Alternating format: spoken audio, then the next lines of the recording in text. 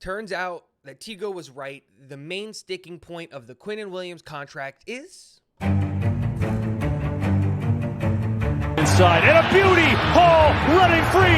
Brees Hall inside the 10! He's gonna score!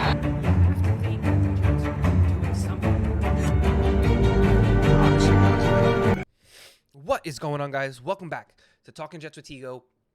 My name is Tigo, and today we're going to be talking about the Quinnen Williams contract again, and not because I want to talk about the Quinnen Williams contract again, but we got an actually pretty interesting piece of breaking news, and it came from our good friend, the Buffalo Jet fan, who was having a conversation with Connor Hughes, and Connor Hughes dropped this very, very interesting tidbit, and I was motivated to make this video because your boy was right the whole time. Apparently, the main sticking point for the contract, according to Connor Hughes, is that, yes, Quinnen Williams wants a shorter-term deal, and the Jets want to lock him up for longer. That is verbatim the text that was sent from Connor Hughes to Kevin of the Buffalo Jet fan. And again, we're going to go over this again because it makes a ton of sense. And I don't know how you bridge the gap.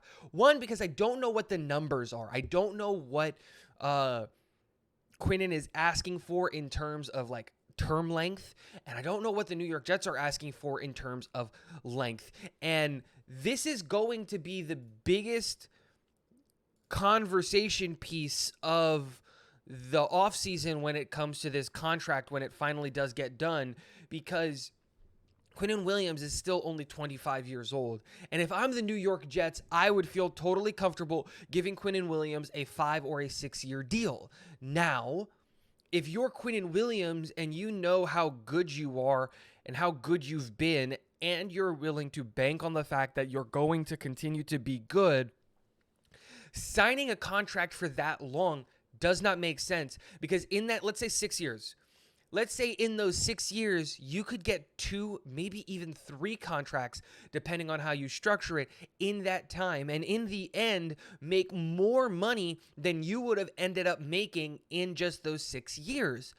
And I totally understand the commitment to the team and all of those things, but you have to also understand this from a player's perspective. The team only cares about you as long as you're relevant. They do not care about you beyond that. So this whole idea of team first mentality, I get that once you're under contract. Once you're getting paid, once you've got your money, the team always comes first.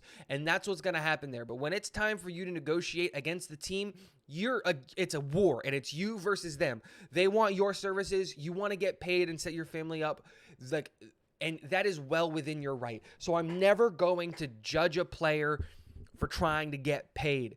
The reality is, in the contract negotiation, what are they asking for?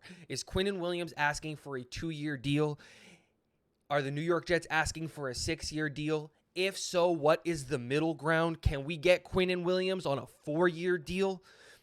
Can we get him on a 3-year deal? What are they asking for? Because the New York Jets should want to keep Quinnen Williams signed long-term on this football team, especially if we can lock him in at that $26 million a year for that term. If we can get Quinnen Williams a 4-year deal at $100 million or a 4-year deal at, $104 million, I would be more than willing to do that. Would a $125 million over 5 years work, or would 130 over 5 work? What is the number that we need to get to as the New York Jets to keep him here long term? Because ultimately, I don't want to have this conversation with Quinnen about his contract over and over and over again. So if that means raising the number a little bit now and getting closer to maybe that $27 million a year versus the $25 million a year, which is where he should be, would that entice him to sign the long-term deal so that he doesn't feel like he's losing out on money in later parts in his career? Also, what would happen if we create a contract structure that slowly but surely guarantees more of his contract as the playing time goes on. So instead of going $130 million over 5 years, which is $26 million per year, and then you say, you know what, we're going to guarantee 3 of those years, right? So we're going to guarantee like $75 million.